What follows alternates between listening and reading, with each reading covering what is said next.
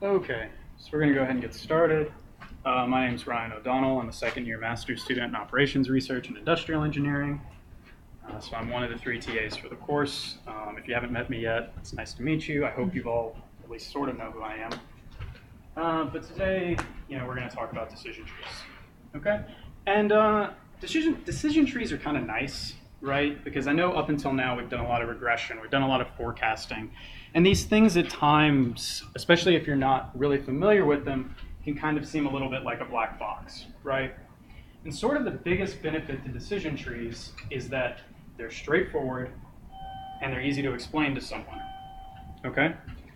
The other big benefit of decision trees is that as things get more and more complicated, it gets really hard to do without trying to implement something like a decision tree, right?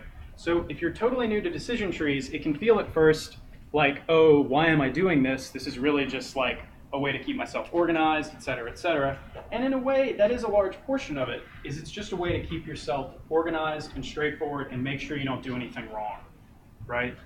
And I think you'll agree, especially if you saw some of the examples in class, that in statistics, it's really easy to accidentally do something wrong, right? And there are some very counterintuitive results. If you've read the PowerPoint, you saw the Monty Hall problem, right? Which is something that, if you've never seen before, was probably very surprising to you. So decision trees are valuable in part because they just let us have an analytical framework, and this thing that it just gets really confusing as the decision gets more and more complicated, we can kind of analyze it in a straightforward way. Okay? All right. So we're going to go over an example that I pretty much just made up. So all of the values are made up. So it should work out fine. It should work out and look nice, but if things are a little strange, then that's just because I made up the numbers. Okay? All right. So our problem today is going to be about an oil field company. So there's an oil field services company, and said oil field services company, with the recent downturn in oil prices, et cetera, they're not able to secure more funding. So they're trying to develop this new technology that they think will be worth a lot of money in the future. But the problem is they don't really have the money to keep going as a company. So a larger corporation has stepped in, and that's who we are. We're the larger corporation. And this larger corporation is trying to make a decision on whether or not to buy the smaller oil field services company. Because the larger corporation, they have plenty of cash reserves. They're going to be fine. They're not worried about going bankrupt. And they think that there's a possibility that they could spend some money, buy the company. That way the current company owners get to pay off their debts, so they're happy. And this new larger oil corporation will get the chance to have a new product that could potentially be worth a lot of money. So they want to make a profit, pretty much. Okay? Make sense? So we're going to keep it straightforward, and in decision analysis in general, we like to, kind of come up with some scenarios that may occur, right? So, in reality, maybe there's not just a nice, easy 2 or 3 scenarios that can occur, but we can get a pretty good feel of what's going on if we just come up with some scenarios. All right? So we're the large oil field corporation, and we think this new technology, it's either going to, so if we bought the company, then either the scientists would not make a breakthrough, right? And eventually, they find out, our research isn't going anywhere, and our product, our new technology isn't going to work out.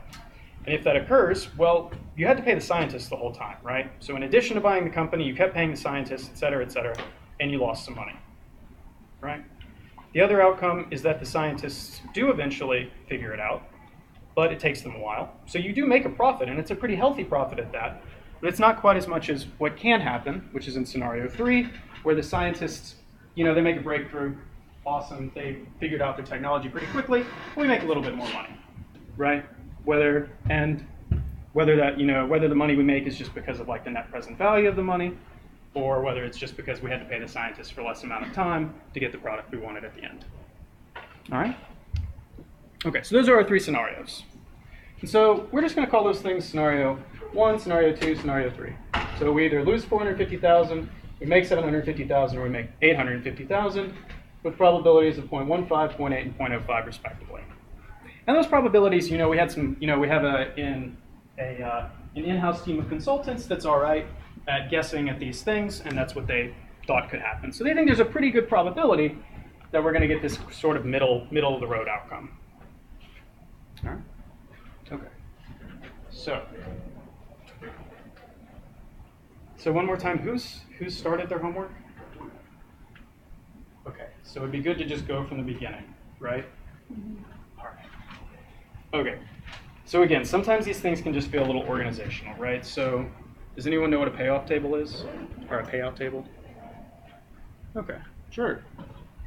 So it's basically figuring out the probability of a particular, basically it's just putting in the probability and then figuring out how much payoff each decision will make. Yeah, exactly. And so it's really these things are really straightforward, and you can kind of do it either way, but traditionally, right, you write like the outcome, and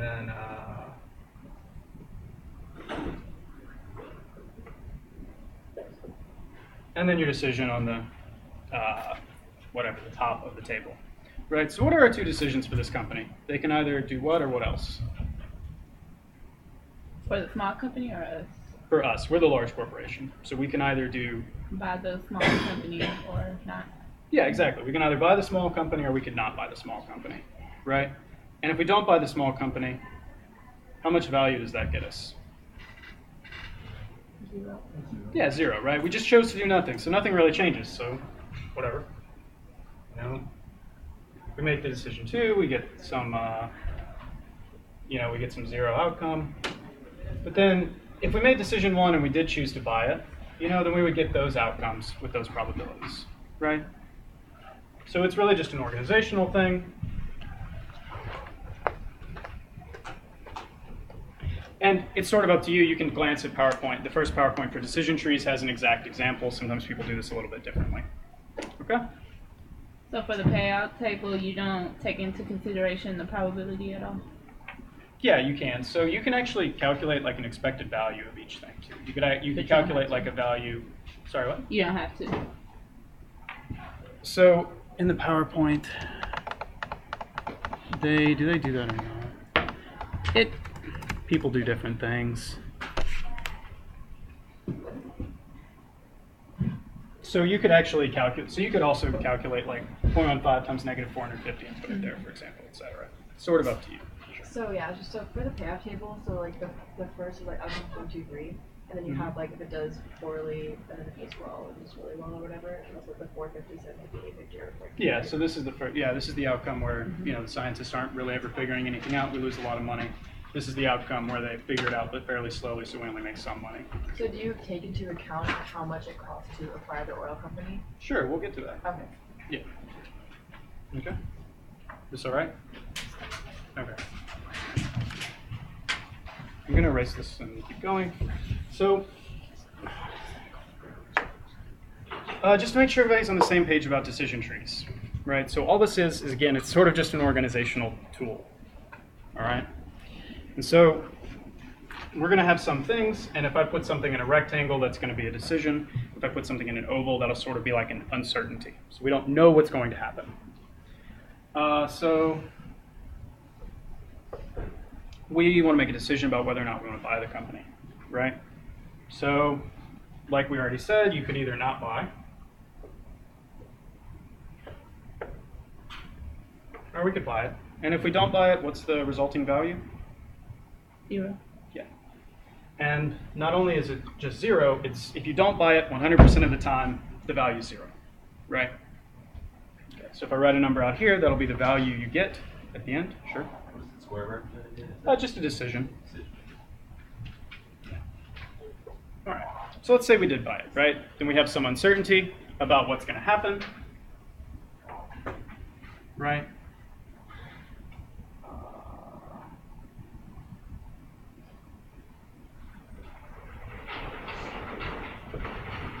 I'm just going to call that product, put a question mark to it next to it. You can label it anything you want, right? So we don't know what's going to happen. We don't know if the scientists are going to be successful or not. But we know there's 3 possible outcomes, right? And those possible outcomes are just going to be bad, moderate, or good. Okay, and I know I changed from 01, 02, 03 to that, but that's just because I feel like that's a little more intuitive. Okay? Sure. Just an uncertainty. So you don't know. So you want to make a decision, but you don't know what's going to happen, right? So maybe the scientists do great, maybe they don't, right? And there's some probabilities of each of these things occurring, and our consultants measured those in-house, right?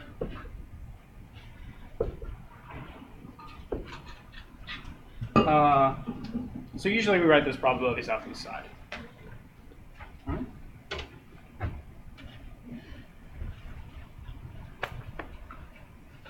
You know, I had a block.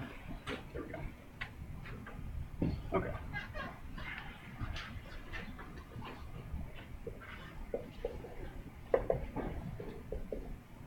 Right. So those are our, and that's what happens. So if you chose to buy it, and it just so happened that the scientists did a great job, which occurs with probability 0.05, then you make 850,000 in the end. Okay? Is that all right?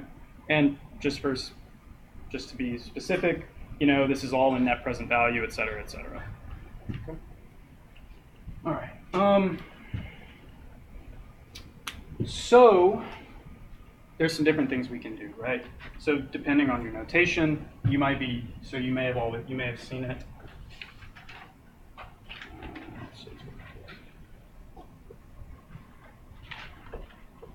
So sometimes people write the cost underneath that particular branch of the decision. So let's say it costs us $450,000 to buy this small oil field services company. Okay. All right. Okay. So how do you actually figure anything out with this? So what's a decision criteria you might care about? Does anybody have a suggestion? Sure. I'm not entirely sure if this is a question you're asking, but I guess what I would do would be to factor in the costs into those three outcomes in the end, Mm-hmm. So if you did badly, you would lose 450,000 on top of 450,000 you're spending, right? Yeah. So I would make that number, I guess 900,000, and then 300, and then 400 for those on the side, and then multiply the probability and then work it backwards. Sure. Yeah, and you can do that. Absolutely. And it's sort of up to you how there's some variation in how you might want to work through this. So she said that you could just, instead of leaving this negative 450 here, you could apply it to each one of these things at the end. You can do that if you'd like. It's just up to you. But yeah, what I was really going for there is you're just going to care about the expected value for now, right? And we're going to talk about expected value in about 20 minutes, hopefully,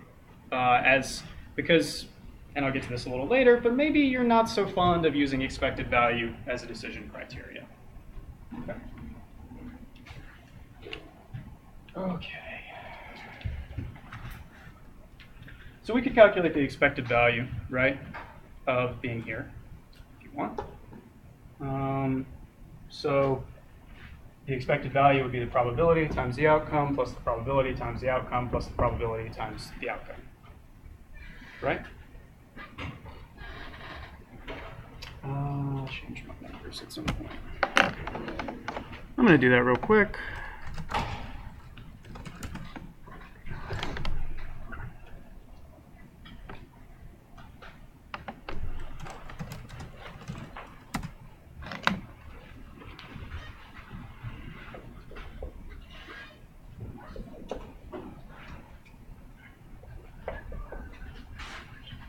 Right, and so we can just multiply these things out.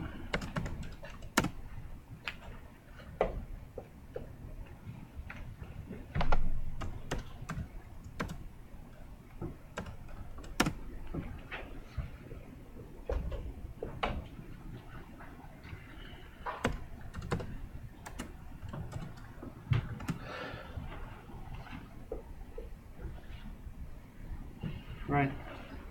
So we just multiply those things out and add them up to get the expected value, just like we did at the very beginning of the semester when we went over some of the things from Stats 309. Right, and so that's our expected value. So if we follow this branch of the decision tree and we hit this uncertainty, well, if we chose to follow this, then our expected value of the outcome is 575, right? So once you account for having to spend $450,000, what's your expected value of the decision? So if you will, this is more like a profit thing, right? So do you expect to make money if you Yeah, you do, right? And particularly, you expect to make 125,000, right? Great. That seems nice, right? So would you buy it or would you not buy it? Yeah. Great. So you would buy it. Okay. Awesome. All right. This makes sense to everybody so far? Sure. Is that 450K a different number than the bad 450K? Yeah. So this is the cost of buying the company, and this is the cost of like paying the scientists, and then they never figure anything out. Okay. Sorry for using the same number.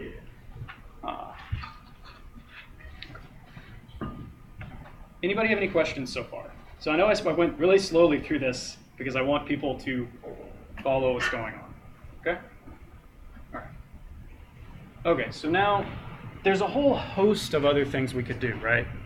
So what if, I mentioned at the start, we had like an in-house group of consultants try to figure out these probabilities, right? Maybe we're not so confident about those probabilities. Maybe we're a little worried in general about the risk associated with this decision, right? So you could hire out of house, right? You could go hire some out of house consultants, and maybe they'd give you a better prediction on how well the product was going to do in the future, right? And of course, you would have to pay them some money for that. And what's sort of an interesting thing I want to mention real quick is that there's like a value of information, right? And so something I want to bring up real quick. I'm not sure they talked about it, but right. So it's very easy in a business sense or an engineering sense to just always look for more information, right? You always want to keep going and going and going until you know everything you possibly can before you make the decision, right? That might not be a good idea, right? If the information you're gathering isn't going to change your decision, or if it's not really going to help you figure out what's going to happen, then maybe it's not worth it to be spending your time gathering more and more information, right? Because information has a cost, even if it's just the cost in time to you as a person, right? So there's a value for information, and in the context of an outside consulting company, that value of information might be how much we're willing to pay them, right? Because you want to, if the value of information is $50,000, you certainly wouldn't pay the consulting company $60,000 for the information that was only worth $50,000 to you, right? Okay. Okay, I'm gonna erase some of this.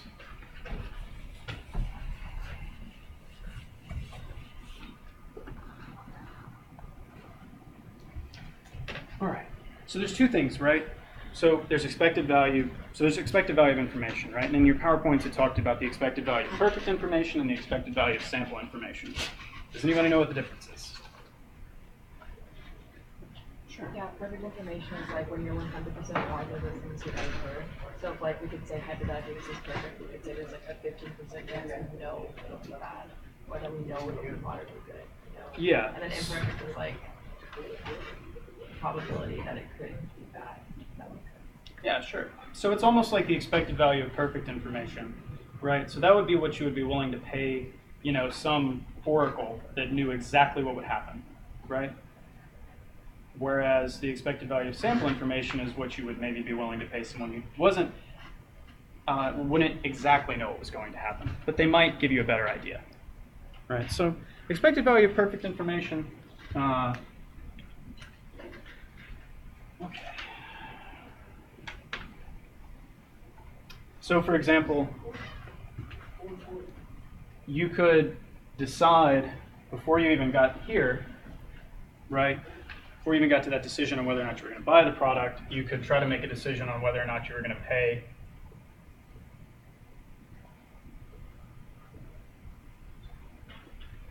on whether or not you were going to pay some consultants, right? And don't draw that yet. I'm going to erase it in a second. But so here's the thing, right? It's based on consultants' data. They're going to A, give you whatever makes them look better, and B, they're going to give you not exactly what you want at the start. So does anybody remember way back at the beginning of the course, I went over like flipping decision trees and then I like drew out trees in a review session? So that's the same thing we're going to do here, okay? I'm just going to give you some information about this consulting company. I'm going to talk about expected value of sample information first because I personally think that's a little easier and a little more straightforward. Let's say that the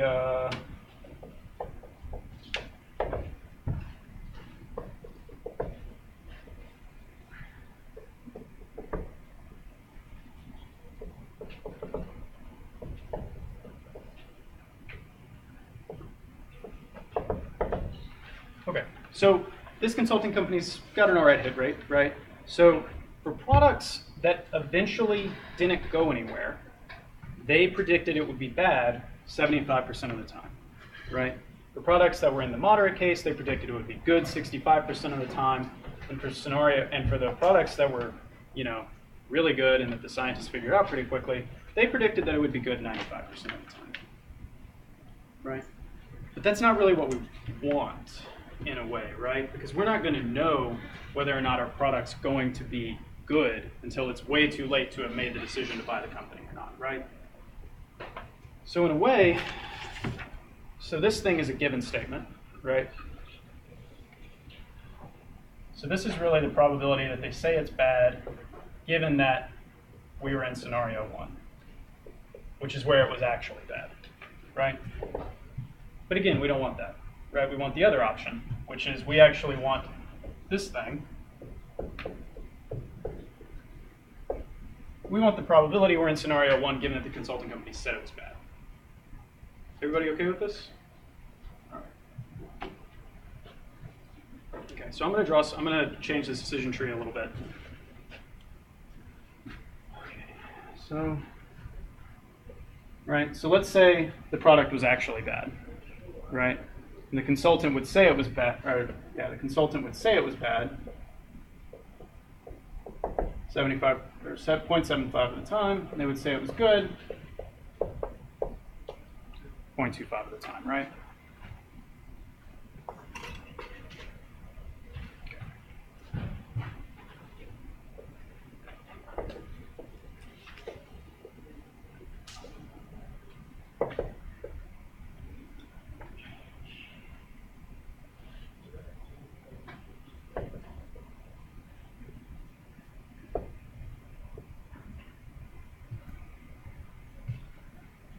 Okay. These nodes don't have like a circle or square? Oh, it would be. Yeah, it would have a circle. Circle. Yeah, because you don't know what they're going to say. Thanks. I'm pretty lazy about drawing circles everywhere. Let's get them confused. Yeah, I understand. Okay, so we know some things, right? I'm going to ignore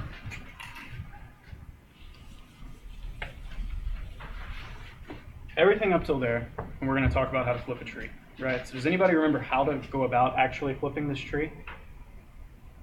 Right. Does everyone understand why you would want to flip the tree? Okay, so that's a good thing to talk. So one of the best ways to remember how to draw decision diagrams is that time flows from left to right. So currently, the way we've drawn this, we find out how the product was going to do, and then we find out kind of what the consultant would say, right? We don't want that. We want it in the other order. So we sort of need to flip this tree around so we can find out what the consultant's going to say before we make our decision, before we find out what the product actually did. Okay? Is that all right with everybody? Okay.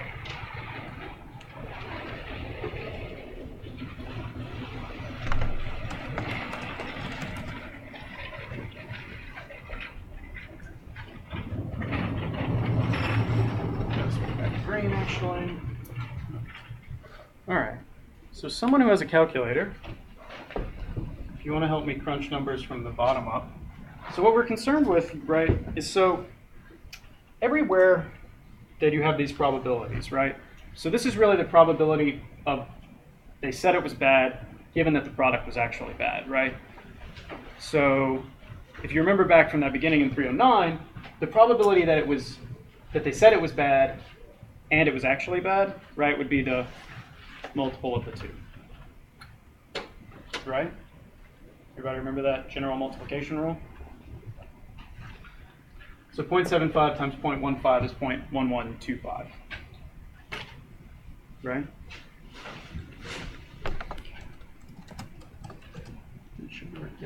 Great.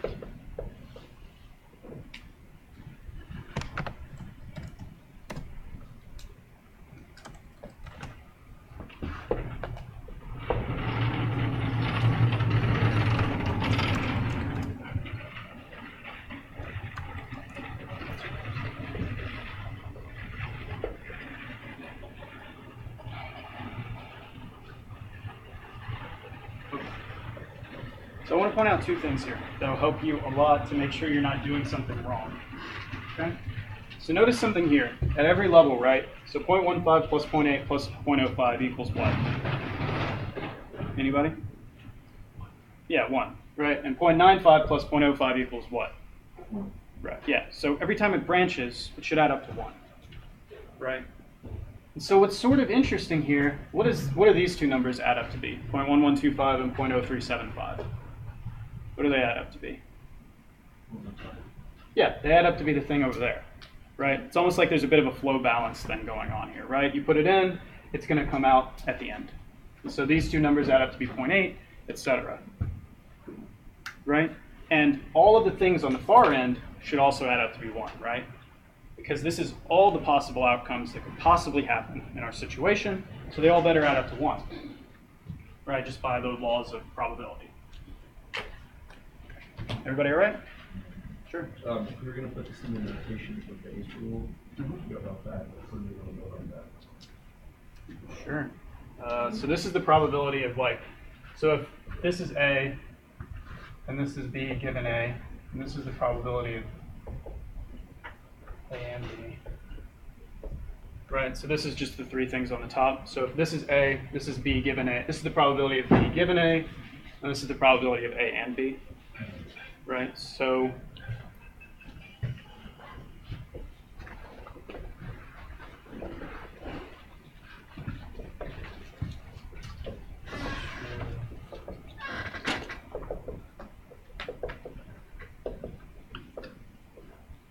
this is true and this is true, right?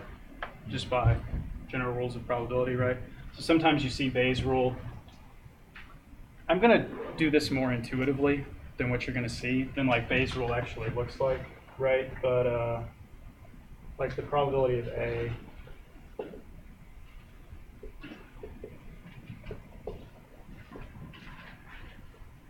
right, so this is true as well just by division. But if you'll hold on a second, I'll actually derive Bayes' rule this way. Okay. Okay, real quick, just to make sure everybody's okay. I know I'm going really slowly, and I know this is not the usual format of an R help session because it's just me writing a lot of stuff on the board, right? Is this okay? Everybody doing all right? Can I speed up? Should I slow down? You have a question? So the probability that you've shown, the first one that you mentioned, I meant the other one, the one behind you. These ones? The left side, the one that says P. Oh, this thing? Yeah. Yeah, this is what we want. Okay. And we don't have that yet. Okay. Right? Okay.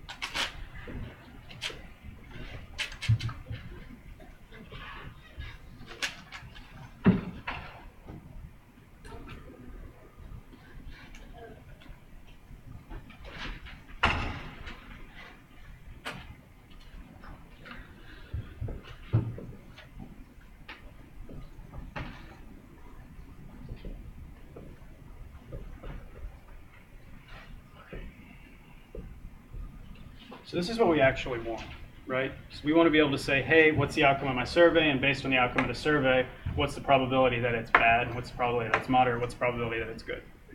Right? Okay. So I just erased a couple of things, right? But a couple of these things really don't change, per se, right? So this is, so out here on the end, whatever you would put right there, right? So that's the probability of what and what else happening. Yeah, still bad and bad. So it's the probability that it's actually bad and the probability that they said it would be bad. right? But we know that from over here already, because it's just this one, right? And bad and moderate, well, we know that as well, right? Because it's this one. Everybody all right with that? All right, so bad and good. So we're going to go good to bad. Good to bad.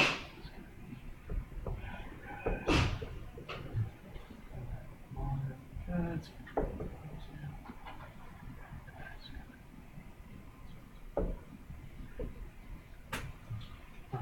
Everybody okay with that? So the first bad and good is the actual result, and then the second bad, moderate, and good is the consultant's reading of that result. Yeah, so this is.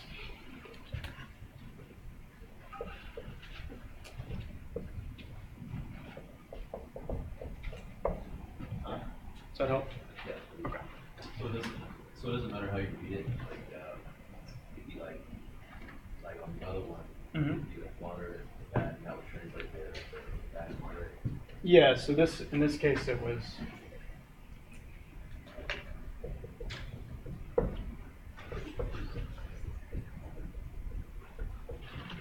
So in that case it was the other order. I know I hate labeling things bad and bad, but I started and now I'm here, so I'm not going to change. All right, everybody all right with this so far? Okay. All right, just to point something out, right? So over here, this number added up to be this plus this, right? So what do you think this probability should add up to be? It should be the sum of what things?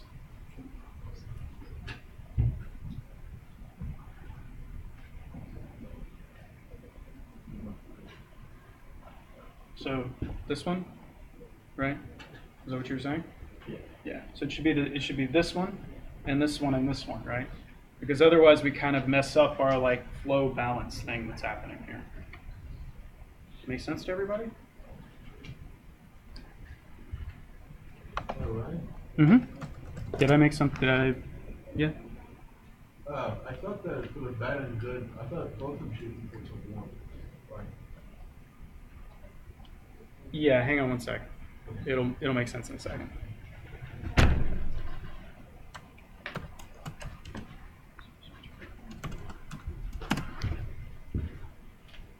All right. So if this adds up to being those three things, so that's 0.395. Just saying to check this out.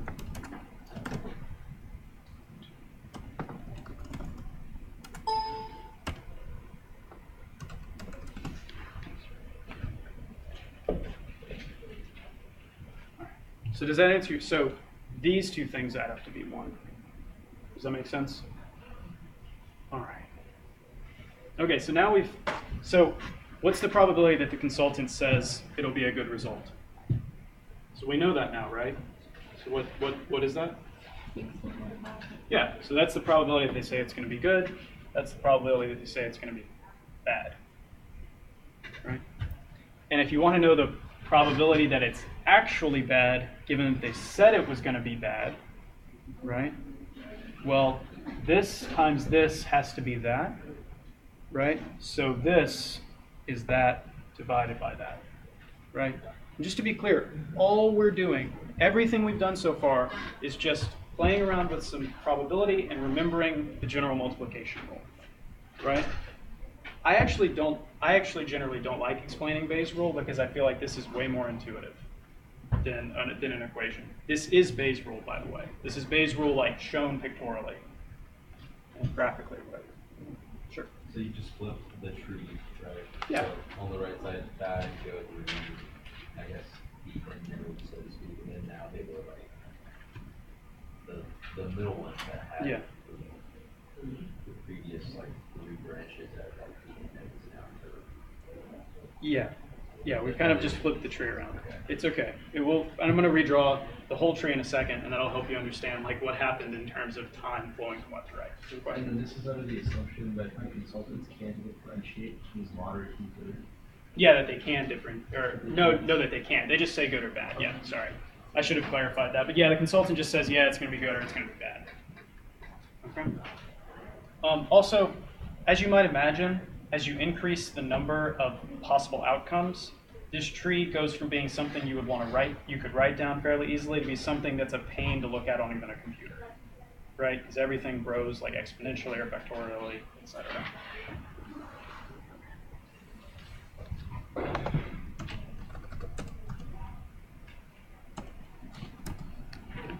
To a 40.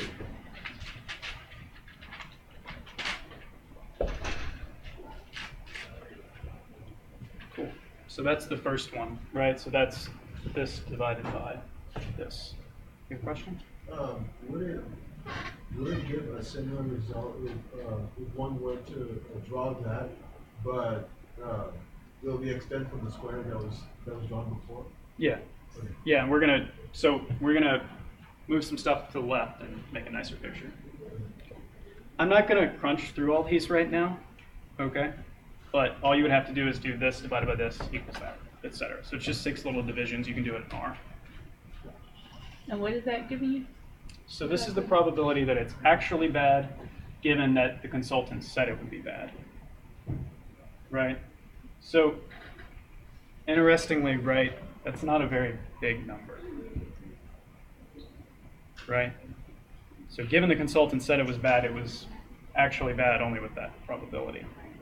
A lot smaller than you would expect, right? And that's a symptom of the fact that it's fairly unlikely that it's actually bad in the first place, right? If you remember way back again at the beginning of the class, we talked a little bit about the doctor homework problem, where the test was surprisingly bad in practicality, even though at first glance when you looked at it, you were like, wow, this thing's going to work great.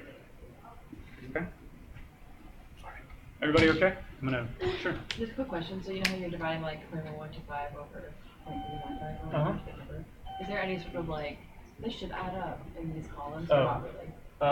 These 3 things will add up. So I'll just crunch those real quick too, just so.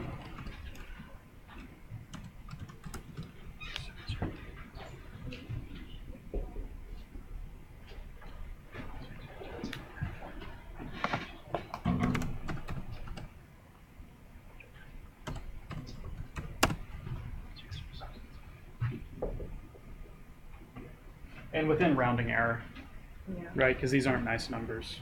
So what is the 125 represent? So this is still the probability that it's actually bad, and the consultant said it was bad. How is that different from the 0.2840? So that's different because in this example, right? So right here, that was so you already know that the consultant. So it's like you already knew the consultant said it was bad, and based on their opinion, what's the probability that it's actually bad? Whereas this thing out at the end is the probability that it was both actually bad and they said it was bad, which is a different thing, right? It's kind of like you don't know what the consultant, here you knew what the consultant was going to say, etc. Okay? Lots of probability, right? Everybody okay? All right. So I promise you we're getting to the expected value of sample information, right? Eventually. Just taking a second. Okay. So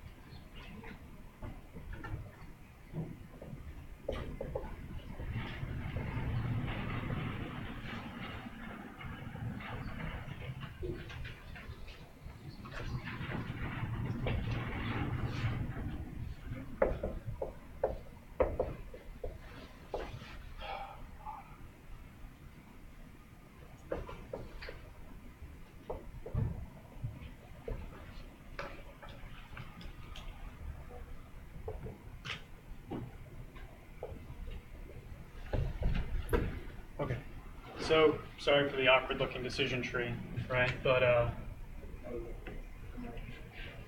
so we're trying to get this back in that nice formatted decision tree, right? So now we're in a much better situation than we were before, right? So the first thing we do is say, hey, do I want to pay these outside consultants or not? And then they're going to tell us something, right? And we have those probabilities that we calculated earlier, right? Oh, let me actually, let me do this correctly.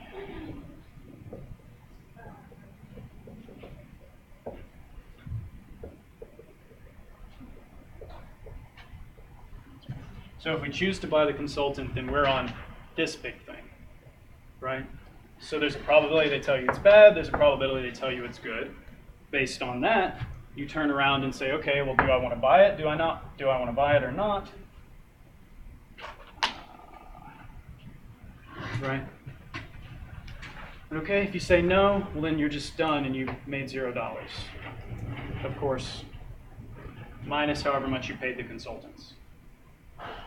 If you said, and then the same thing down there. But essentially, we get to know a little bit more ahead of time, right? Sure. So there's no question like, should you buy the consultant's information or not? Right? Well, it depends. So we're getting. I promise we're going to get there in like 2 or 3 minutes.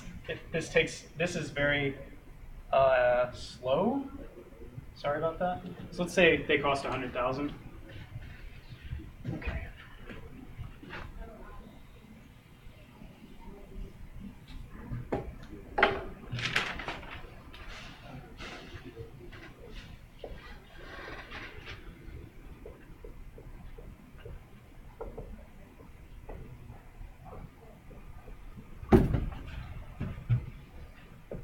The second buy is for the company in regards to buying the company, right?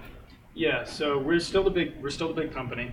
So we decide, do we want to buy consultants? If we choose yes, then we get to find something out, which is the consultant's opinion on the product, and then we make the decision. So the reason why there's 2 separate buys here is just because you're in a totally different situation here than you are down here, right? Yeah. Because down here, the consultant said it was good. Up here, they said it was bad. Okay. All right. Sure. You have a question? You look tentative, so. Shouldn't there be a cost after the buy decision for yes or no? Yeah. So buying it's.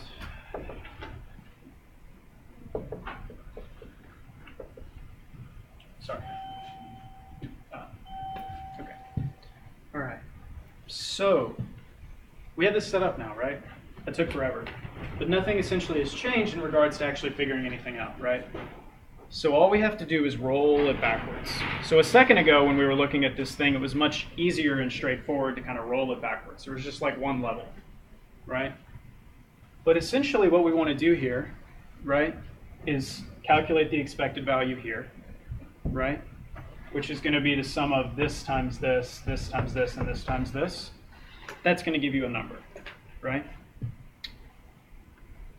If that number is bigger than 0, then if you get to this situation, then you would choose to buy it, right? So then you would have, let me just do this real quick.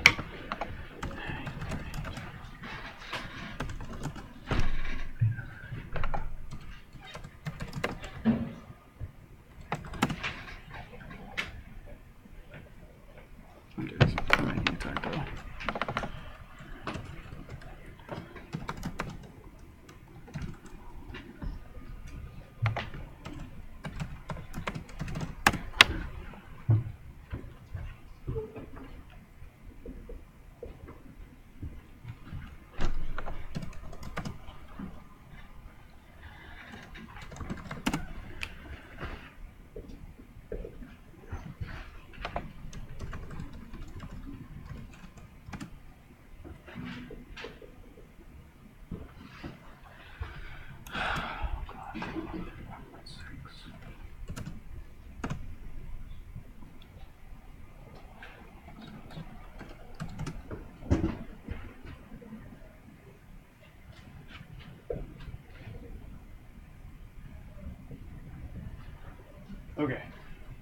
So, right, so we crunch that expected value, and it's 408.795. But it would have cost us that much money to buy the company, right? So what's our profit if we were to buy the company? We'd lose money, right? So are we going to choose to buy the company? Okay, great. So if we get to here, we would never choose to traverse this branch, right? Because it loses us money. In comparison to the version where we just say, no, I'm not going to buy it, right? So if for some reason we ended up, so if we bought the consultants and they told us it was bad, then we would not buy the company, right? Okay. What's the expected value again? The number. 408.795.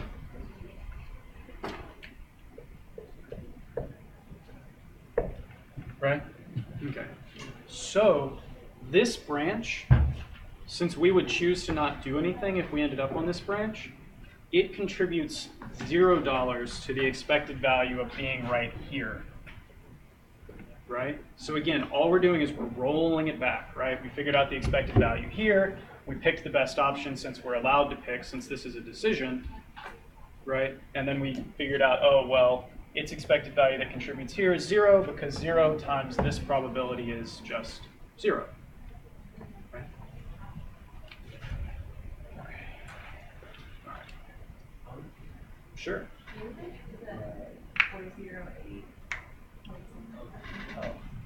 This is the expected value right here. So this is this times this plus this times this plus this times this.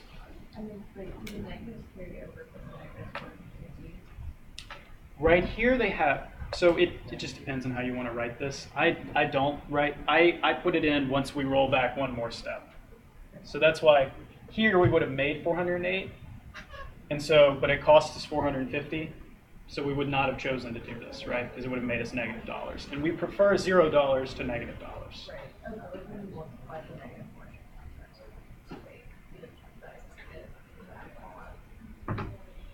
Yeah. So this, so this is a negative. This is a positive. Yeah. Keep track of your negatives. Yeah, they do. You can't throw them away in any means. Other questions? Sure. I was wondering where you got that 0.284 from. That was from when we flipped the tree a second ago. Okay. So you have to flip the tree. So again, like, you're never going to get this value, right? Partially because the consulting company doesn't know how likely it is that your probability is good. They just know their success rate at prediction. So you have to figure this out and then use that. So essentially, you're gonna have to create like all these decision trees just to get stuff. There's a little bit of work here. Yeah. And I think you can see this is kind of dragging a little bit, right? It just takes a while to crunch through all the numbers. Essentially, your homework is going to be very similar, right? So, sure, you can ask me. Yeah, go ahead and ask me a Yeah, I'm question. kind of following along with the homework as I do this too, just to understand what's going to be, like how it's going to work. And so I guess in this case too, so the outcome of the thing, so now you say you would go with the answer to no because you don't want to be negative, right? Because 408,000, yeah. So then you say, look at this, and you do the same process for the bottom one. Yeah. And then you compare the numbers between the buy and the buy. Right? Yeah. Let me just do this real quick because yes. So I'm going to skip some computation, right? So I'm just going to assume this work. I'm just going to assume a value. Okay, sure. So I'm just going to make something up for purposes of explanation because this is taking a while. So let's say we calculated this expected value. We would have gotten these probabilities by flipping the tree from earlier, right? Let's say we calculate this expected value and it's like 600. So let's say it was like 700. Okay, just making this up. So would we choose to buy it if we were here? We would, right? So then here, your expected value is 700, right? Because if you were in this situation, you get to pick which one you want, and of course you would pick 700, right? So now, the EV here is 700, right? Then its contribution to this thing, right? So up here you had 0.395% of the time, you get $0. And 0.605% of the time, you get $700, right? No, minus the 450. Yeah, I was gonna say wind shear. Sorry.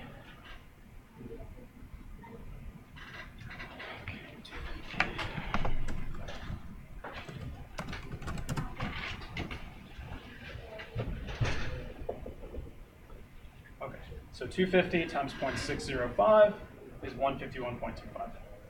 All right, everybody okay? So all we did was now we're here, so we calculate the expected value of being here.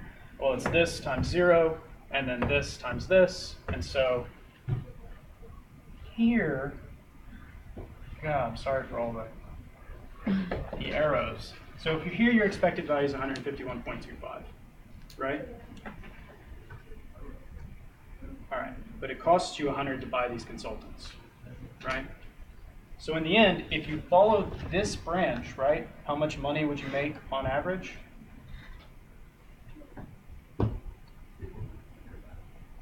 Yeah, so you would make this minus the cost of consultants, which is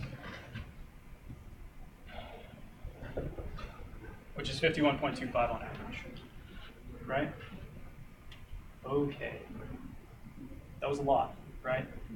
So the expected value of sample information is the expected value from here, right, minus the expected value if you didn't buy the consultants, right?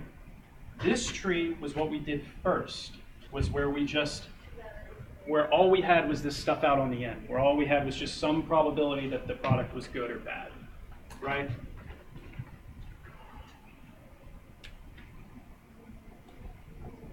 Do this real quick.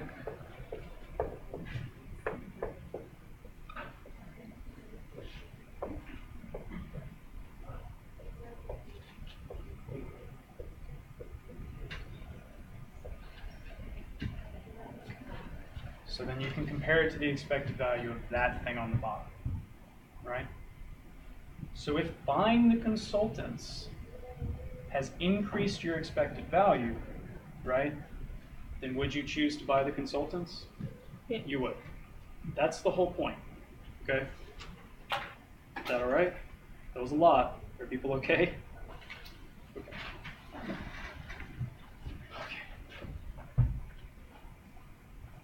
I'm going to go over. I know I'm going to go over. This is a lot to talk about and draw on a board, so you're welcome to stay or not.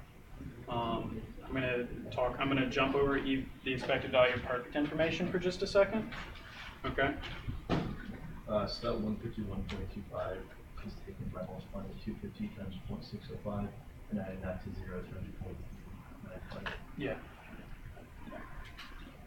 And then, so if, for example, the expected value down here was like 30, right, then you would buy the consultants, right? Because your expected value after buying them was higher than your expected value without buying them. People okay with this? People look a little like frazzled. Question? How did you get that bottom tree? The node tree? Oh, so this is the tree from the very beginning. So this is like,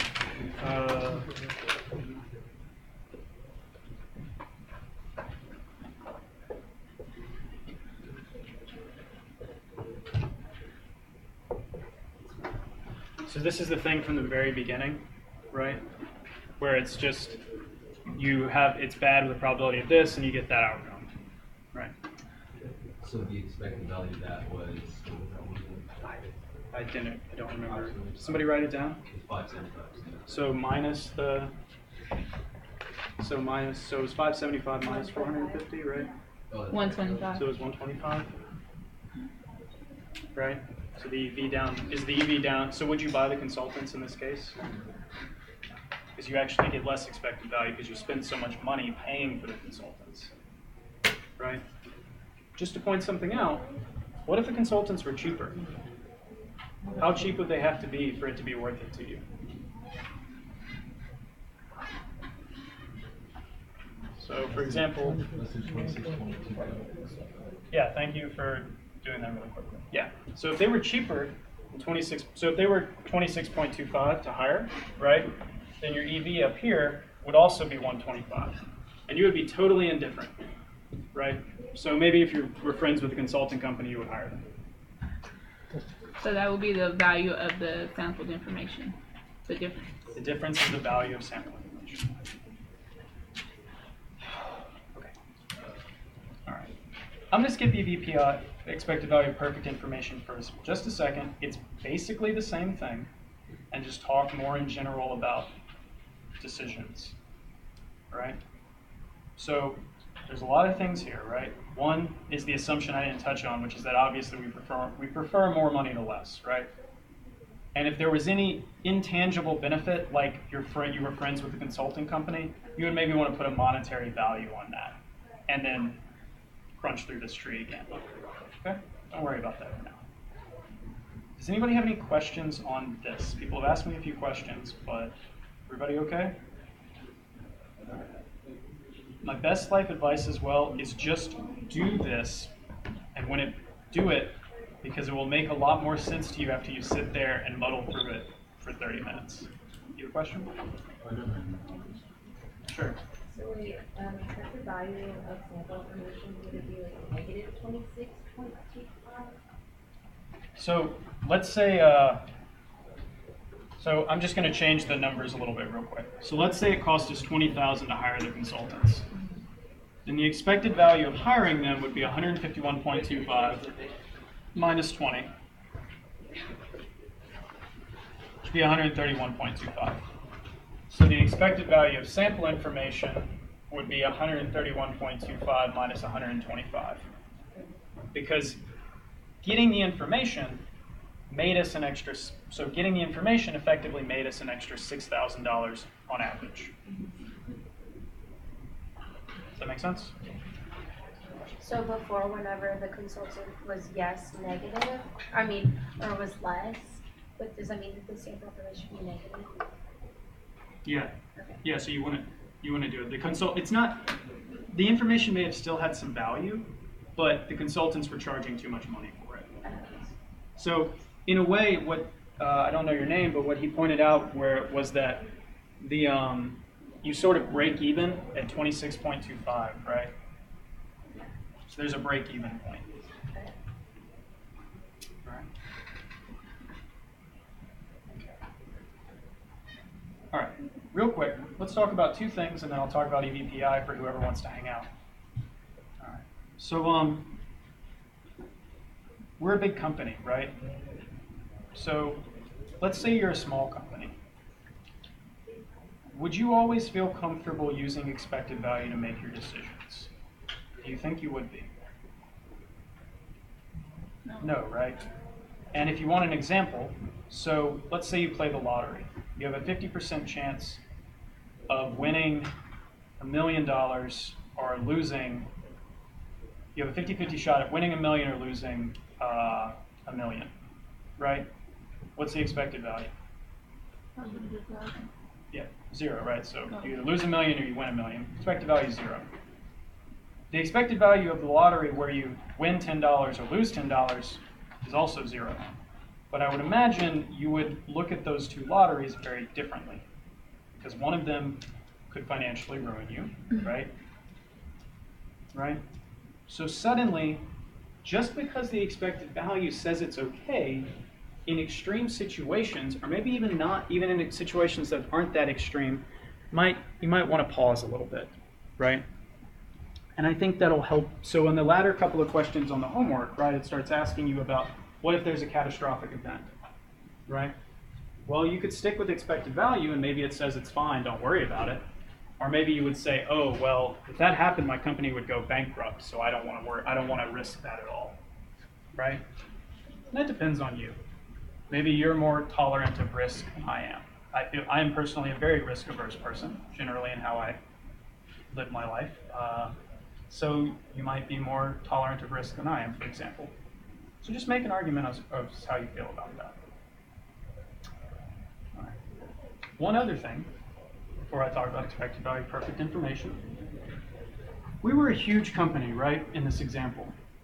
We could afford, we didn't really care about losing $450,000 plus the cost of buying the company, right? In the grand scheme of things, if you're big enough, $900,000 might not be that big of a loss, right? But as a person, you might not be willing to take that risk, right? So what? So for everybody, so yeah, so that should help you on the last. That should help you on questions about insurance. Okay. Does everybody sort of get where I'm going with this idea? Repeat that. So why yeah, you're fine. So why is insurance why do insurance companies why do insurance companies exist, right? And why do people buy insurance? So you have a question? Or you have a point? Yeah, you can answer that. I if was you just want. saying, because like you have to pay a decent amount for something, like a small chance of something happening. You know what I mean? Yeah. But that's small, but if it happens, But if it's it really happens, bad, then right? yeah, then Yeah. insurance. Maybe the insurance company wins out in the long run, but you're safe in the short run, right? So that's something to think about. Okay. I guess my question is though, related to the homework, it talks about like there's a 0.1 chance of something happening, like you take $100 million judgments and put it as like a big number. But it just says like assume that the probabilities of the other outcomes are reduced proportionally. Like what does that mean exactly? So if they were like, I don't remember what they are, but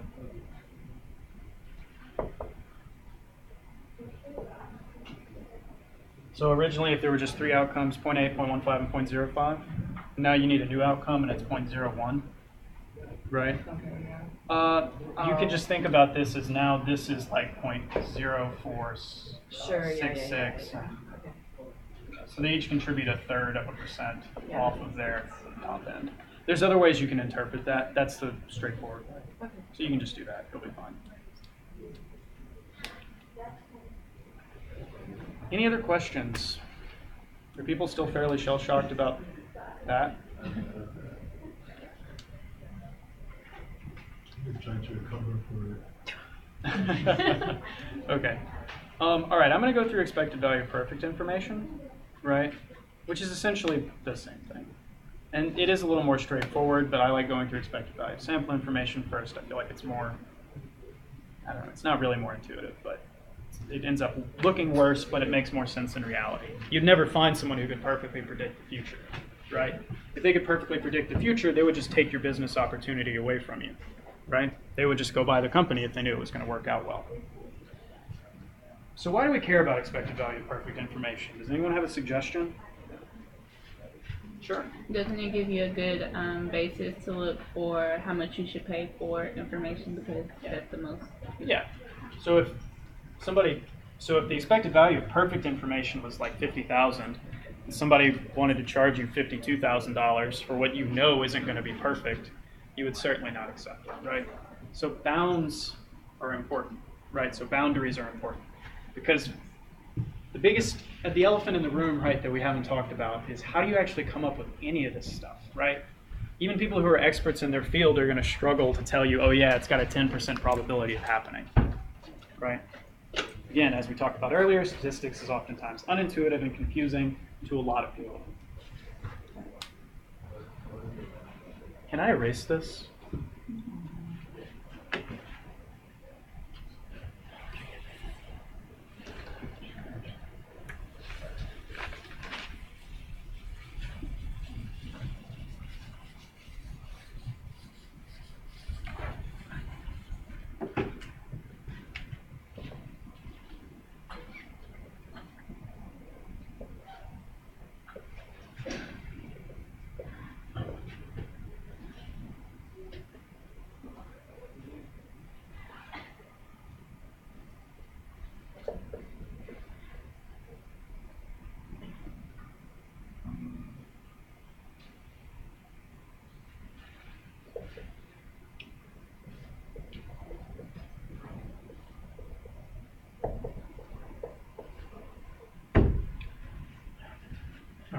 So perfect information, right? So we'd buy some consultants and they would tell us what was going to happen, right? And to be clear, they don't make this thing happen. They just tell you what's going to happen. So some percentage of the time they're going to tell you it's bad, some percentage of the time they're going to tell you it's moderate, and some percentage of the time they're going to tell you it's going to be good. Okay? Does that make sense? It's very different things. You could actually try to figure out how much you would be willing to pay for someone who could make the outcome happen, right? So maybe you think about some super scientist or whatever who you could hire who would make sure that the product came out in the good situation or in the good outcome. Okay? So we buy consultants, we find out what they're going to tell us, they tell us something, and then what happens? What do we do next? We make a decision. Yeah, so we get to pick.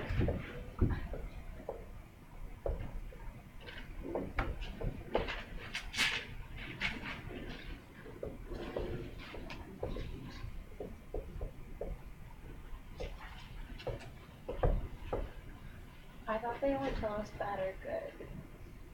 Different consultants. Okay. Sorry. It's okay. So it's because our possible outcomes are bad, moderate, or good, right? Whereas before the previous consultants could only give us like a suggestion, these people like know exactly what's going to happen. Oh, right. And it's one of those three things. Okay. So if we're in the good situation, right, and we make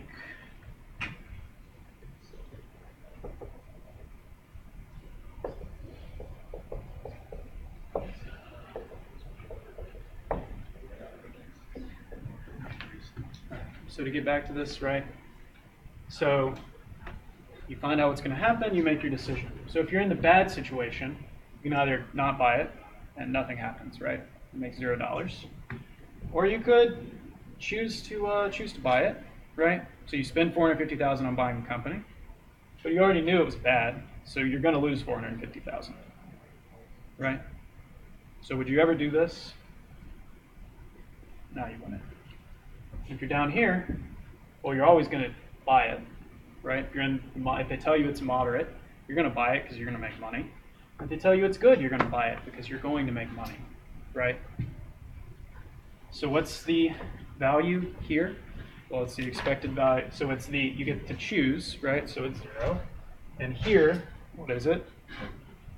So you get to pick. Right? Or is it minus the 450? Thanks.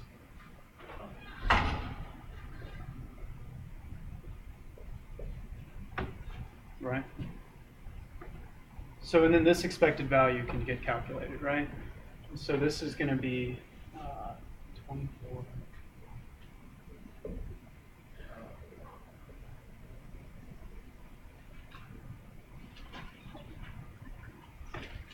I'm a little tired.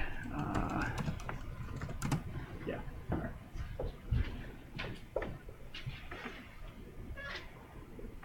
So if we calculate the expected value, right, because there's a probability here, it's 260, right? So we pretty much just cut off the bad outcome. Is really what we did. We got to say no to the bad outcome, which is good, right?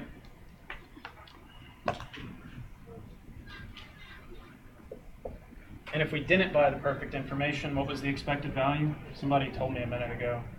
It's like 125. Does that sound right?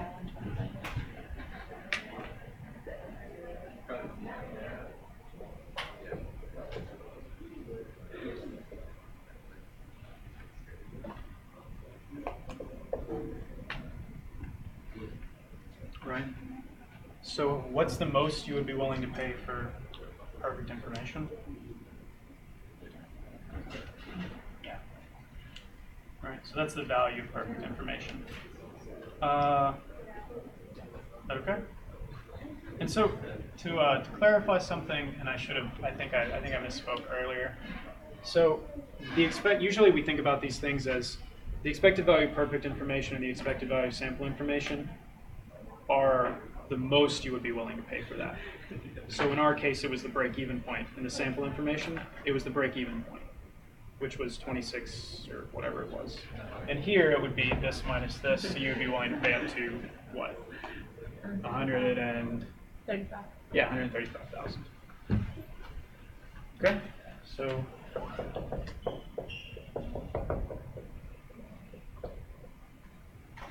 that all right?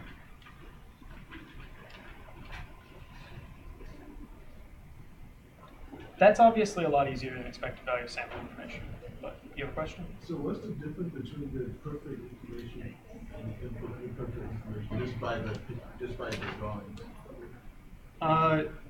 So you don't know. So here, like, you know what's going to happen ahead of time. Whereas before, it's almost just like it gave you a better idea of what was going to happen, but it was not by no means a guarantee. So effectively, so it's a good thing to point out here, right? So you can make a good decision and get a bad outcome, right? So over in the previous case, right, even with the consultants, we could have chosen to buy the product, and then even if it's a, maybe it's a small probability of happening, the consultant said it was good, so we said, okay, we're going to buy it. We're going to buy the company, and then the product was bad, right? There's a small probability of that happening. It means you got a bad outcome. That doesn't necessarily mean you made a bad decision, right? In a way here, there's no way we can get a bad outcome, right? Because we get to know what's going to happen ahead of time. Sure. Where was the 0.15, 0.8, and 0.05 come from? Oh, I made that up. You just made that They're just probabilities. So this is just the probability it's bad, probability it's moderate, and probability it's good. Sure. For the choice of not, in this example, on the choice of not buying the consultant, why draw the square even though one can just like draw the circle and then do the values and explain it? Run that by me again? So why draw the square on the option of not buying the consultant? Oh, here? Yeah. Because if you decided to not buy the consultant, you would then still get to choose whether or not you were going to buy the product. Okay. Nobody else has any other questions. I'm going to end the recording. I will write up what I did on the board and post a scan of it to Canvas. Maybe tonight, maybe tomorrow morning. Just depends on when I can get it done. Okay. You're welcome to hang out for a minute and ask me questions if you still have questions, but I'm going to end the recording there. And yeah.